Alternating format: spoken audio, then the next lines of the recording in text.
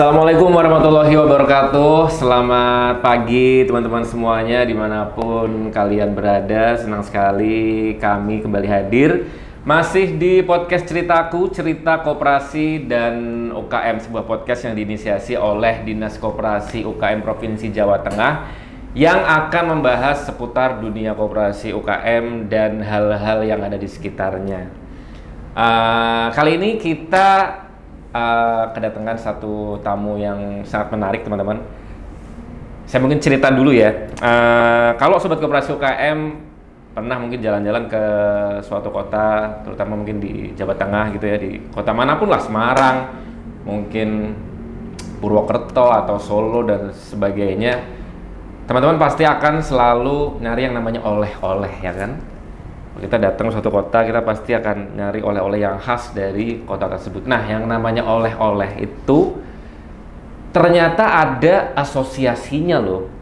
Jadi pelaku-pelaku UMKM yang bikin produknya, entah itu makanan, entah itu fashion, atau produk kerajinan, itu ternyata ada wadahnya, teman-teman. Ada asosiasinya. Kalau teman-teman mungkin pernah dengar atau mungkin belum, ada namanya Asosiasi Pengrajin Oleh-oleh Jawa Tengah atau ASPO Jateng. Nah, kali ini kita udah kedatangan Mas Rizky. Beliau adalah Ketua ASPO yang baru ya, Mas ya. Oke, langsung saja kita sapa. Selamat pagi Mas Rizky. Selamat pagi Mas Galih. Yes, terima kasih sudah berkenan hadir di studionya Ceritaku, Mas. Iya, sama-sama. Yes, seperti yang tadi udah saya kenalkan, Mas Rizky ini ternyata adalah Ketua ASPO yang baru, teman-teman, yang baru dilantik bulan Mei kemarin ya, Mas? Mei ya. Bulan Mei kemarin. Jadi beliau adalah Ketua ASPO untuk periode 2025 ya, 2028. sampai 2028. Jadi untuk sekitar 3 tahun ke depan gitu. Ya mungkin Mas Rizky untuk pengawal, untuk pengantar dulu, mungkin bisa sekalian memperkenalkan diri, sekaligus juga memperkenalkan sebenarnya ASPO atau Asosiasi Pengusaha Oleh-oleh ini itu apa sih, itu isinya siapa aja, dari kabupaten kota mana aja, mungkin apakah udah seluruh Jateng atau baru sebagian kota aja, mungkin berdiri dari mulai kapan, terus tujuannya seperti apa dan sebagainya. Silakan Mas Rizky. Baik, terima kasih Mas Galih dan teman-teman sekalian. Sedikit cerita, saya kebetulan belum genap 1 bulan jadi Ketua ASPO, dan ASPO itu berdiri kurang lebih di tahun 2011, dan itu awalnya diinisiasi dari Dinas Koperasi dan UMKM Jawa Tengah. Jadi boleh dikatakan ASPO anak kandung Dinkop UKM Jawa Tengah. Wow. Waktu itu ada 10 pendiri, itu di pemilik UKM, tadi punya 10 senior saya ini punya produk UKM di seluruh Jawa Tengah. Itu diajak sama Dinas Koperasi dan UMKM, waktu itu Pak Kabit UMKM-nya Pak Heru Tomo, sekarang jadi pembina ASPO. Itu pameran di Denpasar, Bali.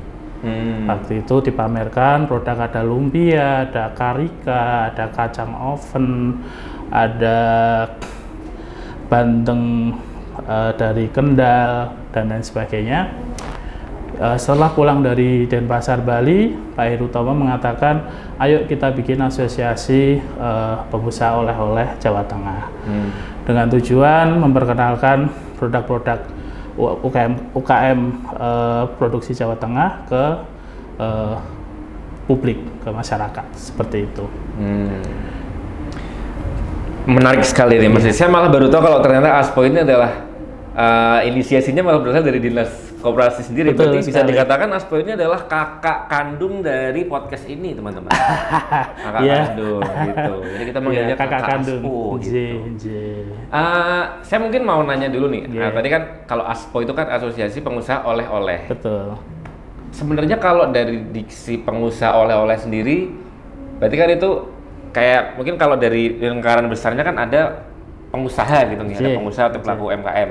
Di dalamnya ada pengusaha oleh-oleh. Itu sebenarnya Yang membatasi apa Mas? Antara pengusaha oleh-oleh sama pengusaha secara umumnya tuh apa gitu? Batasnya tuh di mana?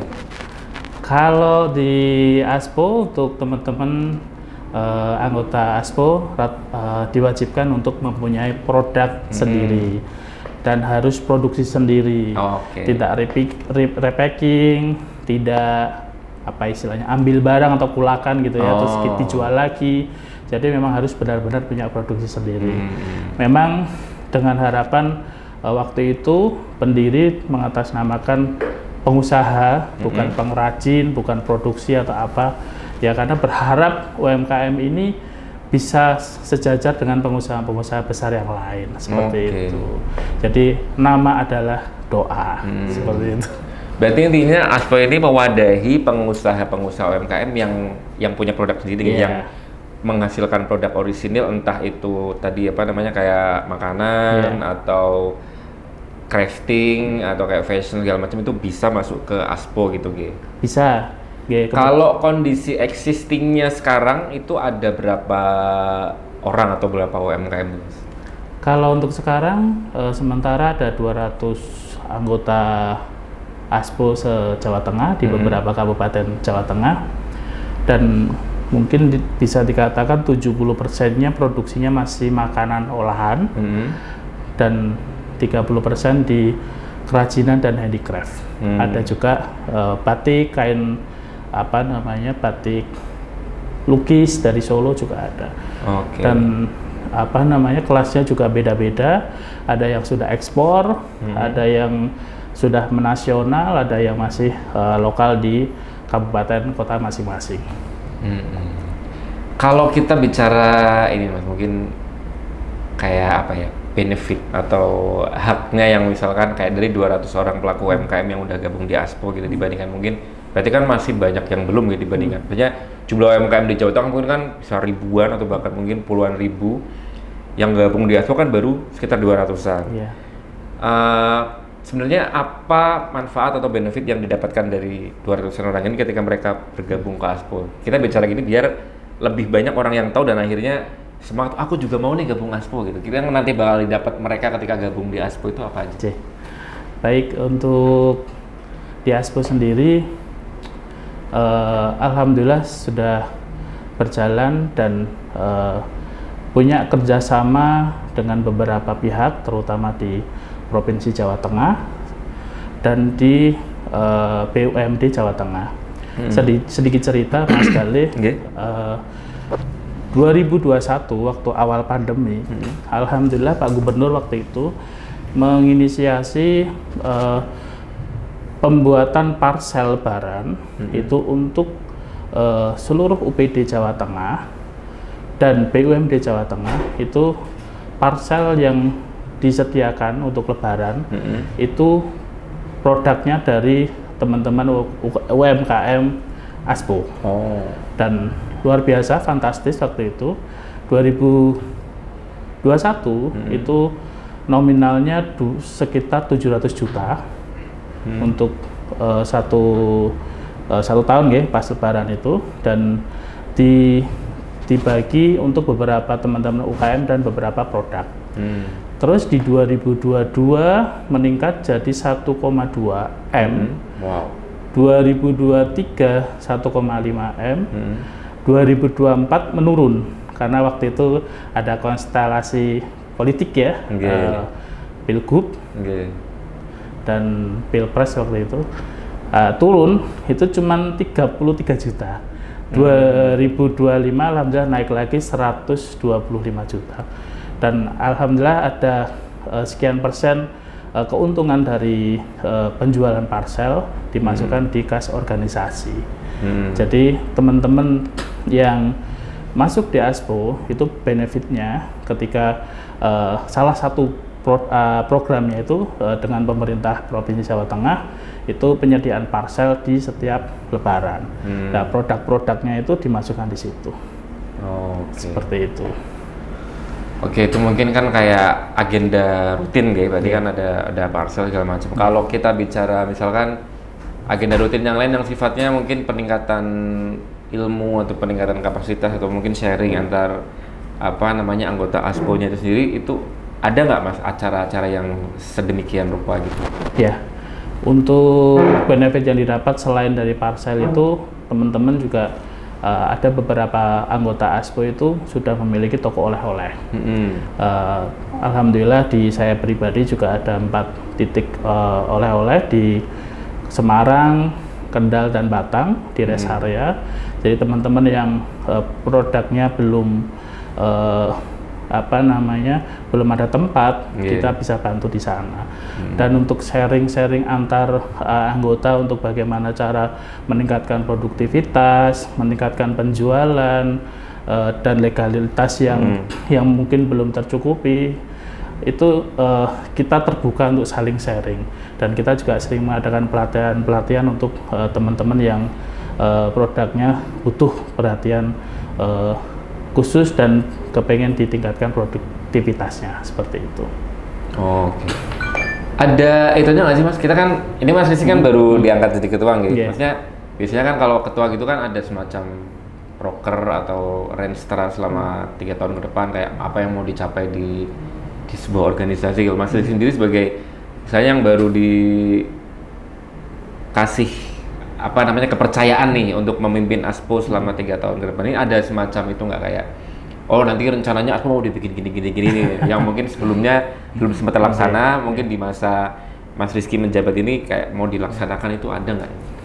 Kalau saya ke depan kepingin ASPO ini memiliki toko retail sendiri di titik-titik mungkin titik pariwisata yang punya daya tarik kuat, katakan seperti di Semarang gitu ya, ada Kota Lama, mungkin di Solo atau mungkin di Purwokerto yang area pariwisata yang vital dan sering dikunjungi wisatawan. Di situ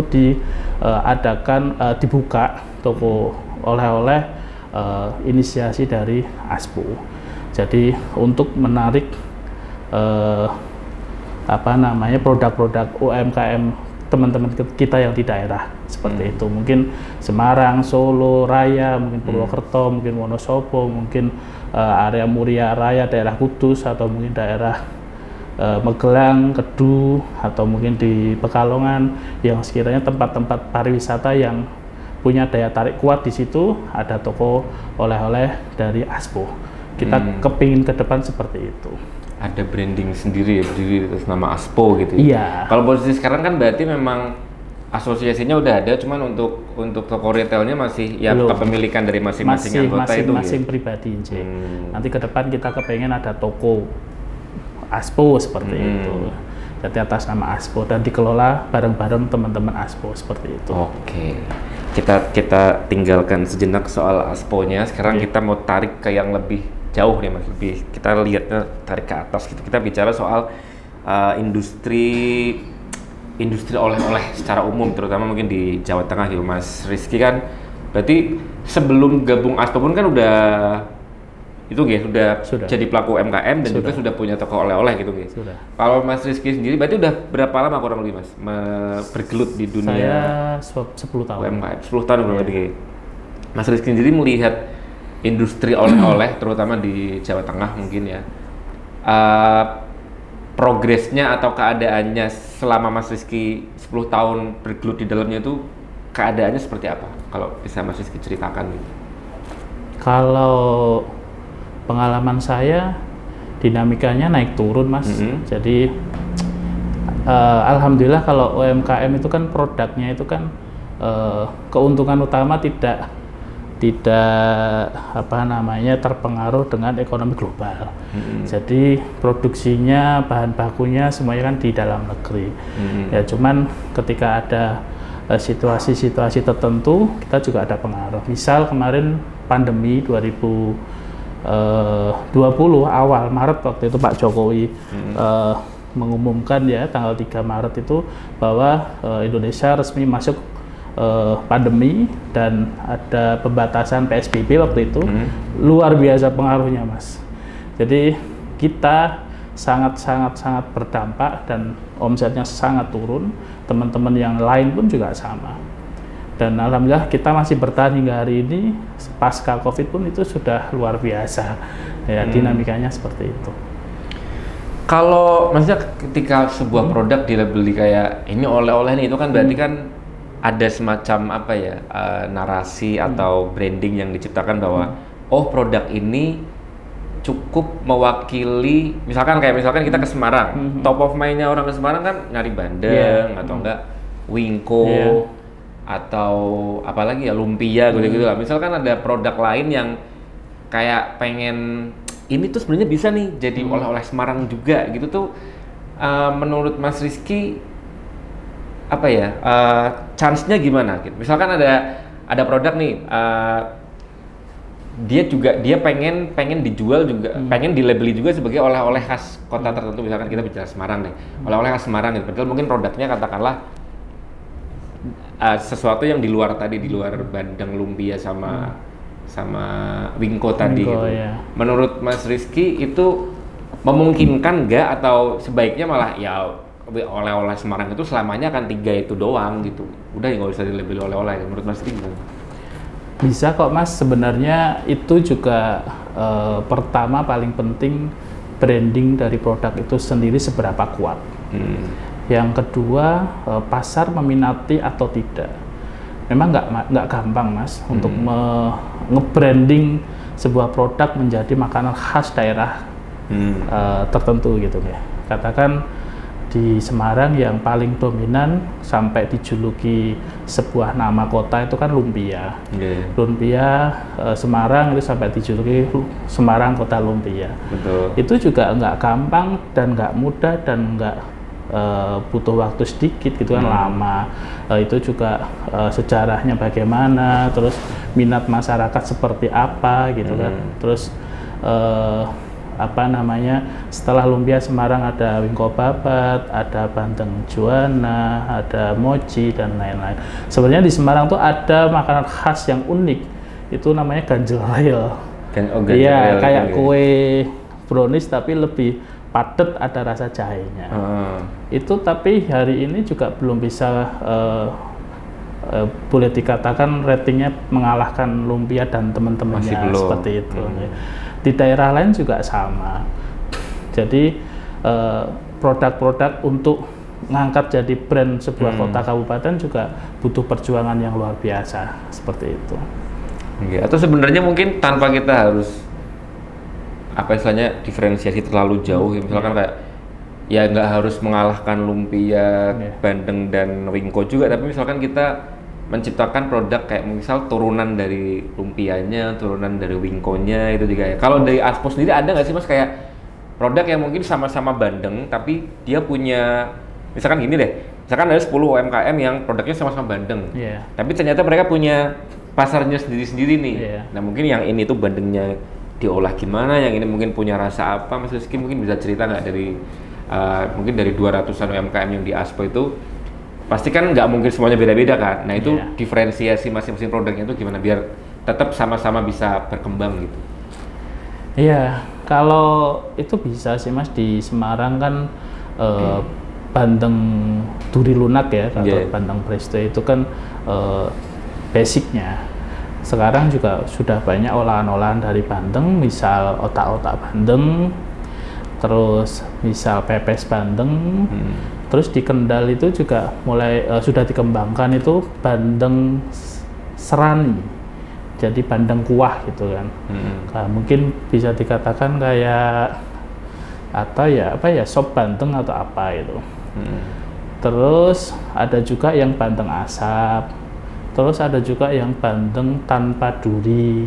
Sebenarnya bandeng itu makanan sehat, makanan yang diminati banyak orang, tetapi terkendala di durinya banyak. Nah, teman-teman di Semarang juga ada, di Kendal juga ada itu menginisiasi bandeng cabut duri. Jadi bandengnya durinya cabutin satu-satu itu. Dan ketika digoreng atau dimasak, anak-anak insya Allah lebih aman seperti itu. Di produk lain pun juga sama. Ketika ada satu produk terus dikembangkan ke produk yang lain juga alhamdulillah juga bisa seperti itu. Kalau Mas Rizky sendiri produknya apa? Karena Mas Rizky kan pelaku UMKM juga kan berarti kan? J. Selain jadi istilahnya ngurusi Aspo juga J. punya produk sendiri. Mas Rizky sendiri produknya apa? Saya lumpia Semarang dan tahu bakso. Itu udah dari 10 tahun Iya, yang lalu juga dan- emang udah mulai dengan itu berarti? Iya, sudah. Dulu waktu istilahnya, ini mungkin kita bicara agak jauh Mas ya, maksudnya J. lumpia, terus tadi apa? Bandeng ya berarti ya? Bandeng sama lumpia gitu? Bandeng tahu bakso. Oh tahu bakso, tahu bakso. Iya. Itu kan kalau kita bicara dua produk itu di Semarang kan pasti udah istilahnya udah punya Banyak ya. punya raksasanya, Iya. istilahnya yang lain yang kecil-kecil pun banyak nih. Tapi Banyak, ya. apa yang bikin Mas Rizky kayak ya udah deh aku ikut nyemplung juga dengan produk yang sama gitu. Semangatnya apa gitu? Kenapa tiba-tiba kayak Iya, kebetulan untuk lumpia saya turunan dari orang tua. Jadi orang tua waktu itu juga jualan lumpia, terus saya ikut mengembangkan. oh Jadi, alhamdulillah berkembang menjadi toko oleh-oleh seperti itu. produknya berarti emang udah maksudnya ada pembaruan nggak waktu akhirnya dipegang sama Mas Rizky itu atau ngelanjutin aja gitu? Kalau lumpia kita ada sedikit pengembangan, tapi justru lumpia yang original yang diminati oleh masyarakat, oleh pasar. Jadi pengembangan yang penambah rasa atau apa atau isinya dalamnya diisi apa itu malah justru menurut saya kurang begitu diminati. Justru yang original yang diminati masyarakat. Original tuh berarti yang rebung doang gitu? Rebung, udang, sama telur, sama air. Oh. Udah itu udah cukup untuk memuaskan pecinta lumpia gitu. seperti itu. Mas Rizky pernah nyoba di modif dengan yang lain, Iya, tapi ternyata malah nggak ada itu. isi daging sapi, daging kambing, seafood gitu kan, itu justru kurang diminati. Oh, oke. Iya. Mas Rizky berarti kan itu udah punya tadi berapa sekitar 4 ya? 4 titik. 4 titik Iya. toko oleh-oleh itu semuanya tersebar di Semarang atau ada di mana lagi? Di Semarang ada 2 titik, yang satu di Kendal, yang satu di Batang, dan 3 tempat di rest area. Oke, itu yang mengisi selain produk punya Mas Rizky sendiri, Mas kan berarti terbuka untuk Iya. UKM lain untuk Terbuka. istilahnya jual di toko oleh-olehnya gitu kan? Iya. Itu istilahnya terbuka untuk pelaku UMKM secara umum atau diprioritaskan member ASPO dulu gitu Mas? Kalau kita terbuka untuk umum Mas, jadi semua produk boleh masuk dengan sistem konsinyasi, titip jual, tetap kita kurasi, yang jelas packaging, rasa, legalitas, itu yang menjadi paling utama di kita. Dan untuk teman-teman ASPO ya beberapa ada yang masuk juga kita sedikit prioritaskan seperti itu. Oh gitu. Iya, karena kita sudah jadi keluarga di ASPO, jadi kalau ada produk ya ASPO ya sedikit kita prioritaskan. Oke. Seperti itu. Oke, saya agak penasaran dikit nih Mas. Kayak Iya. misalkan Mas kan punya toko nih. Mas kan selalu terbuka gitu sama Iya. pelaku UMKM yang misalnya mau Iya. bekerja sama gitu. Tapi pernah nggak sih Mas ada misalkan produk UMKM yang sebenarnya dia datang legalitasnya udah komplit, Iya. packagingnya udah bagus, kan mungkin Iya. dari segi rasa, misalkan Mas Rizky cobain, kok kayaknya ada yang kurang nih atau setidaknya di lidah Mas Rizky itu ada yang aneh gitu. Itu Iya, iya. Mas Rizky tetap terima atau Mas Rizky tolak dengan alasan tertentu gitu? Iya. Kalau di kita standar produk itu seperti apa? Dalam arti ketika bakpia nih gitu kan, rasanya ya masih standar rasa bakpia atau agak nyeleneh gitu kan. Kalau selama Inovasinya itu- mungkin terlalu jauh iya, gitu. terlalu jauh melencengnya gitu kan. Itu ya kita tidak terima. Tapi kalau yang selama masih masih dalam kategori itu rasa bakpia, Itu ada timnya sendiri kayak yang bertugas menyeleksi gitu atau itu langsung diseleksi Mas Rizky sendiri? kita sendiri, saya sama istri. Oh gitu. Iya. Mungkin bisa diceritain dikit nggak Mas satu produk yang pernah Mas Rizky tolak tuh produk apa gitu kan? Tanpa menyebutkan namanya, saya pernah datang nih Mas produk ini nih rasanya gini. Gitu. ada, mungkin soal rasa juga ada, soal packaging juga ada, soal legalitas juga ada. Jadi teman-teman yang sekiranya masih masih pemula gitu kan, Mas, aku mau masuk nih ada produk ini gitu kan, tapi kemasanku masih kayak gini, kayak di Kucingan gitu kan. Jadi belum pantas masuk ke toko gitu kan. Ya kita arahkan dulu gitu kan, Mas, mohon maaf ini kurang, nanti tolong dibenahi dan lain sebagainya. Kalau soal rasa juga ada, Mas, kayaknya kasinen atau mungkin terlalu manis gitu, ya ada. Kita punya subjektivitas sendiri lah. Oke. Tadi Mas Rizky kan cerita soal waktu ya sekitar 3-4 tahun yang lalu kita pernah kena pandemi COVID, yang mana itu pasti kan berdampak cukup signifikan, signifikan bahkan di industri oleh-oleh gitu, kayak orang-orang yang mungkin punya toko offline gitu, yang dulunya mungkin sebelum pandemi sangat mengandalkan lalu lintas fisik, orang-orang datang gitu ke toko. Sekarang kan syukur alhamdulillah udah mulai bangkit ya, walaupun mungkin di beberapa sektor ya masih ada yang belum pulih sepenuhnya gitu. Cuman kan arahnya udah menuju seperti semula lah. Cuman kan kita nggak bisa pungkiri kondisinya pasti udah nggak sama lagi. Mungkin habit orangnya, mungkin ketika pandemi datang kan habit orang juga berubah, yang tadinya mungkin sama internet sama sosmed belum begitu kenal, waktu pandemi jadinya lebih terpapar itu, dan itu berpengaruh mungkin sampai dengan sekarang. Kalau dari sisi Mas Rizky sendiri, baik sebagai pelaku UMKM yang punya toko oleh-oleh dan istilahnya mewakili teman-teman ASPO gitu, ada nggak sih tantangan tertentu yang saat ini mungkin sedang dirasakan mungkin di setahun terakhir gitu, terkait mungkin habitnya orang-orang atau mungkin perkembangan teknologi seperti sekarang itu yang berpengaruh sama industri oleh-oleh itu sendiri, Mas? Ya, mungkin ada sih, Mas, dinamikanya.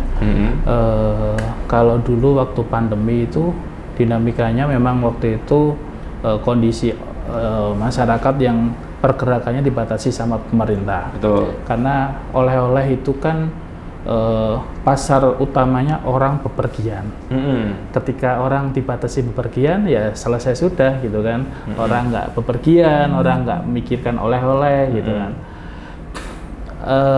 Untuk sekarang memang kondisi ekonomi lesu, daya beli rendah, dan ditunjang ada maraknya penjualan online gitu kan. Semua orang bisa jualan di online, dan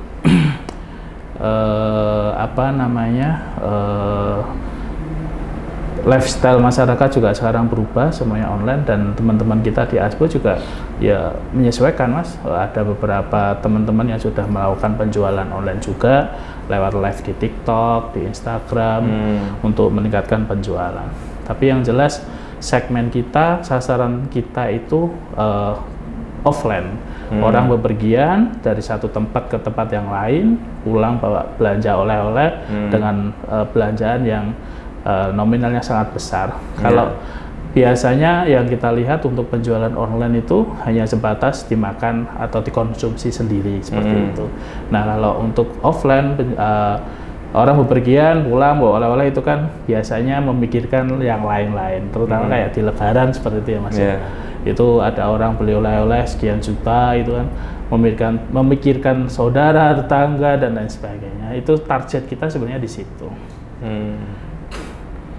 Berarti emang ya adaptasinya wajib, kayak sekarang mungkin lagi musimnya orang live TikTok, live Shopee dan sebagainya. Emang maksudnya dari pelaku UMKM-nya sendiri, di samping misalnya membranding produk mereka untuk misalkan dititip jualkan di toko oleh-oleh, mereka juga harus nyari kayaknya channel yang lain ya, yang bisa mungkin produk ini tuh ternyata juga bisa dikemas buat misalkan konsumsi harian, mungkin bisa dijual secara kita di live itu, mungkin juga marketplace segala macam, dioptimalkan sendiri lah. Cuman kalau misalkan kita bilang produk yang sudah dikonsinyasikan di toko oleh-oleh, terutama yang punya Mas Rizky itu sendiri, ketika produk udah di toko oleh-oleh, Ada nggak sih Mas mungkin dari Mas Rizky sendiri atau dari teman-teman Aspo kiat-kiat yang sudah sering mungkin dibahas atau sedang direncanakan gitu untuk mengoptimalkan penjualan produk oleh-oleh secara fisik, dalam artian gimana caranya memaintain atau meningkatkan orang-orang yang akhirnya datang secara fisik ke toko oleh-oleh gitu. Caranya gimana, ada nggak gitu?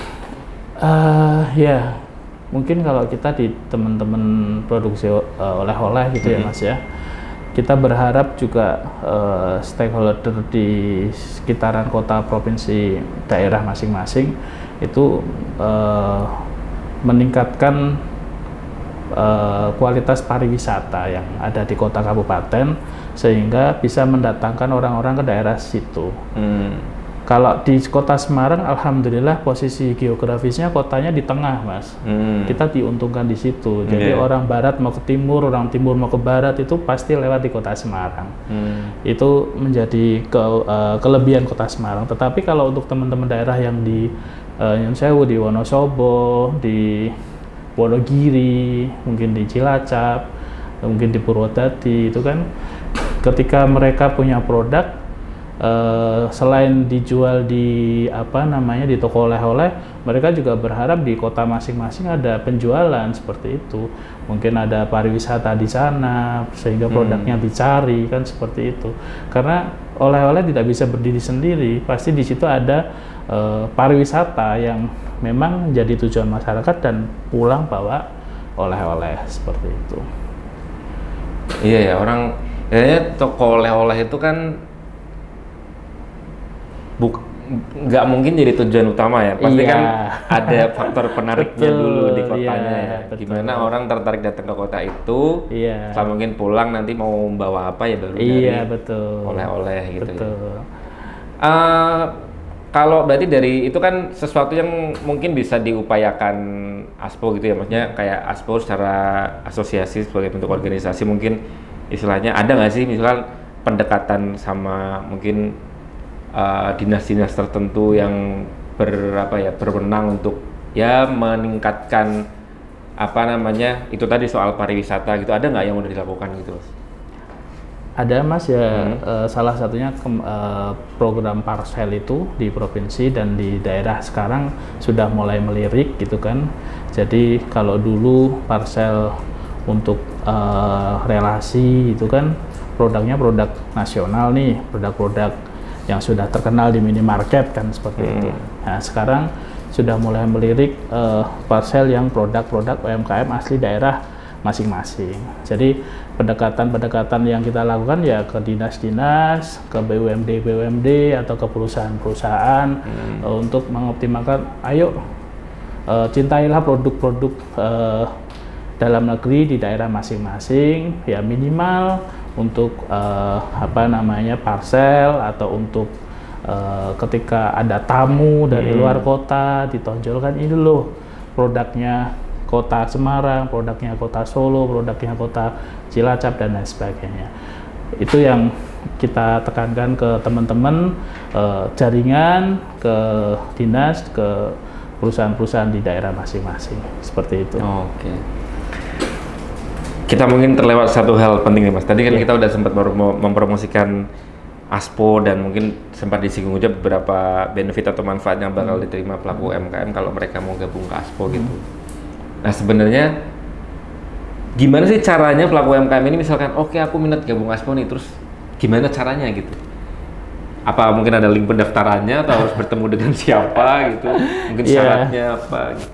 Kalau di Aspo rata-rata kita lewat referensi dari teman-teman yang sudah tergabung di Aspo. Oh gitu. Iya, jadi saya punya saudara, punya teman, ini saudara saya, ini teman saya, produknya A, B, C, D, bagus dan lain sebagainya. Nanti kita bicarakan ke pengurus yang lain, terus kita kurasi, kalau dinyatakan layak masuk, nanti kita kasih kartu anggota, seperti itu. Oh, ada kurasinya dulu juga gitu. Berarti harus persetujuan pengurus gitu. Iya, betul. Jadi ada beberapa yang sudah waiting list jadi anggota juga. Oh, tapi katakanlah misalkan dia berminat dan maksudnya memang ya semangatnya adalah semangat pengen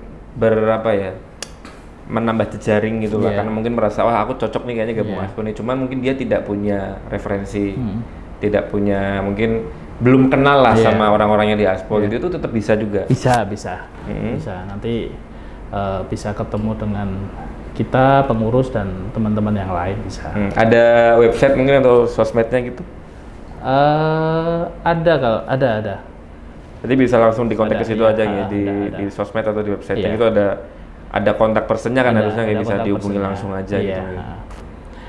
Yang jelas teman-teman di ASPO sangat terbuka dengan teman-teman yang punya produk UMKM dimanapun berada, nanti bisa gabung ke kita dan kita bekerja sama bareng, kita pengembangan produk bareng-bareng, gitu, saling mengisi gitu kan.